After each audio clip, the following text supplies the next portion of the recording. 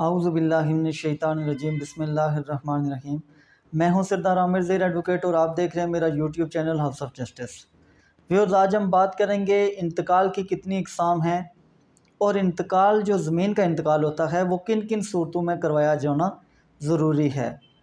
लेकिन उससे पहले एक छोटी सी इन्फॉर्मेशन देता चलूँ कि अक्सर सवाल किया जाता है कि हमने प्रॉपर्टी ख़रीदी है तो उसके लिए इंतकाल बेहतर है या रजिस्ट्री। तो ऐसे तमाम भाइयों के लिए मैं अर्ज़ करता चलूँ कि जब भी प्रॉपर्टी आप ख़रीदें तो आप उसका पहले एक जो बैनामा होता है, सेल डीड होती है जिसे हम रजिस्ट्री कहते हैं, तो पहले आप उसकी रजिस्ट्री बनवाएं, उसको प्रॉपर जो सब रजिस्ट्रार का ऑफ़िस है वहाँ से रजिस्टर करवाएं। ये रजिस्टर करवाने के बाद विद इन 6 मंथ आप इसको 6 महीने के अंदर अंदर इसको आप इंतकाल भी करवाएं। अगर तो आपकी प्रॉपर्टी जिस मौज़े में वाक़ई है वो कंप्यूटराइज़ हो चुका है तो फिर आप एराज़ी रिकॉर्ड सेंटर जो है वहाँ पर जाएंगे, तो वहाँ पर जाने के बाद आपका इंतकाल होगा। आप जो रजिस्ट्री है आपकी जो प्रॉपर्टी ख़रीदी है तो उसकी एक कॉपी वहाँ पर देंगे एराज़ी रिकॉर्ड सेंटर में, तो आपके नाम पर इंतकाल किया जाएगा। लेकिन अगर आपका मौज़ा अभी कंप्यूटराइज़ नहीं हुआ तो उस सूरत में फिर आप अपने जो मौज़े का पटवारी है, आप पटवारी के पास जाएंगे, उसे रजिस्ट्री की कॉपी देंगे तो वो आपके नाम पर इंतकाल करेगा। तो इंतकाल करवाना ज़रूरी है, रजिस्ट्री भी ज़रूरी है। हाँ, कई इलाके ऐसे हैं जैसे एग्रीकल्चर लैंड जो होती है देहातों वगैरह में, तो उसके लिए बाज़ औक़ात इस तरह होता है कि रजिस्ट्री नहीं बनवाई जाती, डायरेक्ट इंतकाल ही करवा लिया जाता है। लेकिन रजिस्ट्री बनवाना ज़रूरी है ताकि अगर कल किसी जगह पर ये रजिस्ट्री या जो प्रॉपर्टी आपने ख़रीदी है ये चैलेंज होती है, तो अगर रजिस्ट्री है तो उसको मनसूख करवाना, कैंसिल करवाना थोड़ा सा मुश्किल काम होता है, जबकि इंतकाल इजीली कैंसिल हो जाता है। तो इसलिए कोशिश करें कि जहाँ पर भी प्रॉपर्टी ख़रीदें, बेशक वहाँ पर उसको आपको टैक्सेस एक्स्ट्रा कुछ पे करने पड़ते हैं, लेकिन रजिस्ट्री बेहतर होती है। लेकिन रजिस्ट्री करवाने के बाद इंतकाल भी उतना ही ज़रूरी है जितना आपने रजिस्ट्री करवाई है, तो इंतकाल भी करवाना ज़रूरी है। अब इंतकाल की इकसाम जो असल टॉपिक है उसकी तरफ आते हैं। तो इंतकाल जिस भी सूरत में ज़मीन ट्रांसफ़र होती है, एक आदमी से दूसरे आदमी के नाम पर ट्रांसफ़र होती है, मुंतकिल होती है, तो उसका इंतकाल किया जाता है। टॉपिक पर आगे बात करने से पहले एक रिक्वेस्ट कि जिन भाइयों ने मेरे चैनल को सब्सक्राइब नहीं किया तो रिक्वेस्ट है कि काइंडली मेरे चैनल को सब्सक्राइब कर लें। तो बात मैं कर रहा था इंतकाल की।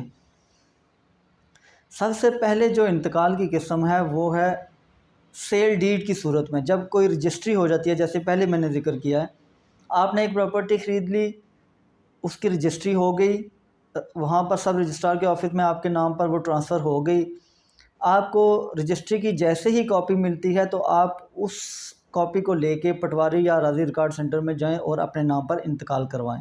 इसे इंतकाल बै कहते हैं, इसे इंतकाल बै कहते हैं।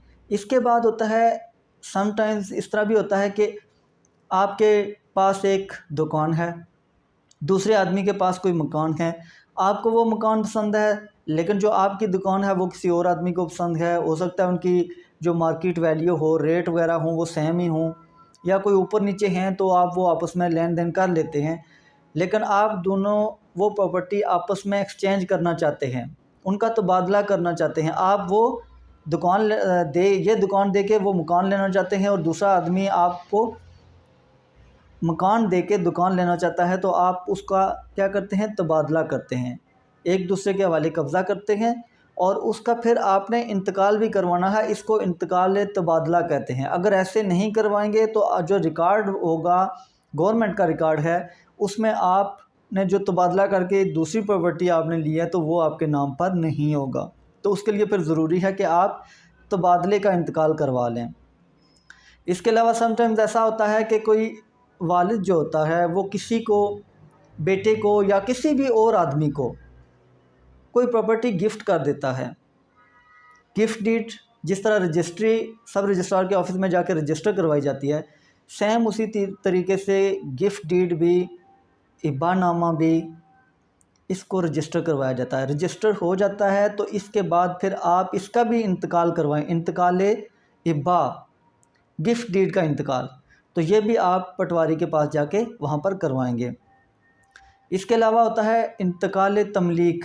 तमलीक क्या होती है कि जो गिफ्ट और तमलीक होती है वो सेम ही चीज़ है, लेकिन जो गिफ्ट होता है वो कोई भी आदमी अपने किसी भी दोस्त, अज़ीज़, रिश्तेदार, अजनबी, कोई भी जिसको वो नहीं जानता तो उसके नाम पर भी गिफ्ट कर सकता है। लेकिन जो तमलीक होती है, तमलीक किसी कानूनी वारिस को की जाती है। अगर किसी आदमी की प्रॉपर्टी है तो जो उसके लीगल हेयर्स हैं सिर्फ तमलीक उन्हीं की हद तक की जाएगी, किसी गैर वारिस के हक़ में तमलीक नहीं हो सकती। तो अगर तो तमलीक हुई है किसी वालिद ने अपने बेटे को, बेटी को, या किसी खाविंद ने अपनी बीवी को, या किसी भी जैसे वालिदैन हो गए, तो किसी भी लीगल हेयर को अगर वो प्रॉपर्टी दी जाए तो वो तमलीक कहलाती है। तो तमलीक का भी इंतकाल करवाना ज़रूरी है। उसके बाद इंतकाल रहन। रहन होता है ज़मीन गिरवी रखवा देना।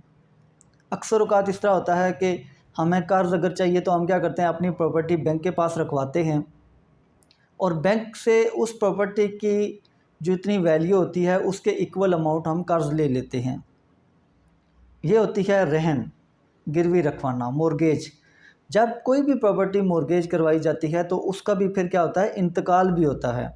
मोर्गेज डीड बनती है, मोर्गेज डीड बनने के बाद उसका इंतकाल भी होता है। अगर बैंक के पास गिरवी रखवाई है तो बैंक के नाम पर होगा। इसी तरीके से ज़रूरी नहीं है बैंक को ही गिरवी रखी जाए, किसी आम आदमी से आप जो अगर वो इतनी उसकी इस्तात है तो आप उसको भी अपनी प्रॉपर्टी दे के तो उससे कर्ज़ा ले सकते हैं। तो इसका भी इंतकाल होता है, इसे इंतकाल रहन कहते हैं। फिर जब आप उससे वो प्रॉपर्टी जो आपने कर्ज़ा ले के उसके हवाले की थी, आप वो कर्ज़ जितना भी लिया था वो रिटर्न करते हैं तो आपकी जो प्रॉपर्टी है वो वापस आपके नाम पर होगी। फ़क्र रहन कि आपके नाम पर दोबारा ट्रांसफ़र होगी, इसका भी इंतकाल होगा और प्रॉपर्टी आपके नाम पर वापस आ जाएगी। इसके अलावा कई बार ऐसा होता है कि किसी आदमी की डेथ हो जाती है, उसकी जितनी भी विरासती प्रॉपर्टी होती है तो उसका भी इंतकाल होता है। इसे विरासती इंतकाल कहते हैं। और विरासती इंतकाल जो भी लीगल हेयर्स होते हैं तो उन सब के जितने एज़ पर इस्लामिक लॉ जिस तरह के शेयर्स हैं तो वो उनके नाम पर इंतकाल करवाया जाता है। इसके बाद इंतकाल तकसीम का भी हो सकता है कि प्रॉपर्टी जो लीगल हेयर्स थे उन्होंने आपस में मिल बैठ के उसकी तकसीम कर ली, जिसे फैमिली सेटलमेंट भी कहते हैं, या किसी भी तरीके से तकसीम ज़मीन की हो गई। हर आदमी ने अपना अपना हिस्सा रख लिया कि मेरा इतना है, मेरा इतना है, चाहे वो शरई हिस्से बनते हैं, उससे कम हैं, उससे ज़्यादा हैं, लेकिन उन्होंने आपस में बैठ के तय कर लिया। तो उस सूरत में भी जिसके पास जितना हिस्सा है उसका इंतकाल करवाया जाएगा, इंतकाल तकसीम का। फिर एक इंतकाल होता है दस्तबरदारी का कि लेट्स सपोज 3 भाई हैं, तीनों के पास 2-2 मरले प्रॉपर्टी है।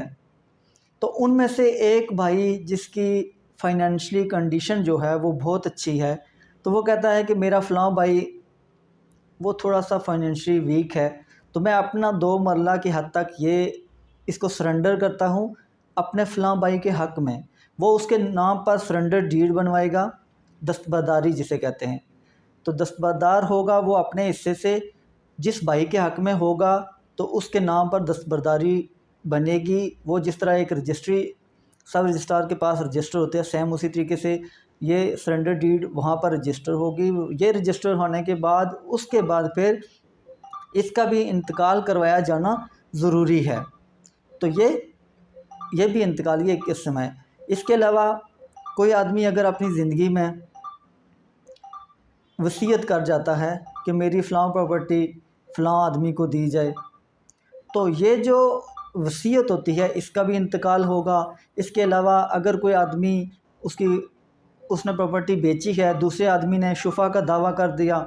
अब शुफ़ा क्या है, इसके बारे में भी मैंने एक अलग से वीडियो कुछ दिन पहले बना के अपलोड की हुई है, तो अगर उसको देख लें तो ये भी एक लंबा चौड़ा टॉपिक है अलग से, तो वहाँ से आपको इन्फॉर्मेशन मिल सकती है। तो शुफ़ा जो है उसकी सूरत में भी आप उसका इंतकाल करवाएंगे। तो वैसे तो इंतकाल की और भी बहुत सी इक़साम है, लेकिन ये मेन इक़साम थी। तो इसमें यह बात ज़हन नशीन होनी चाहिए कि जो भी प्रॉपर्टी अगर किसी एक आदमी से दूसरे आदमी के नाम ट्रांसफ़र होगी तो उसका इंतकाल करवाया जाना ज़रूरी है। व्यूअर्स, इसी के साथ इजाज़त चाहूँगा। अगर वीडियो पसंद आई हो तो अपना फ़ीडबैक देना ना भूलिएगा। अपनी दुआओं में याद रखिएगा। फ़ी अमान अल्लाह।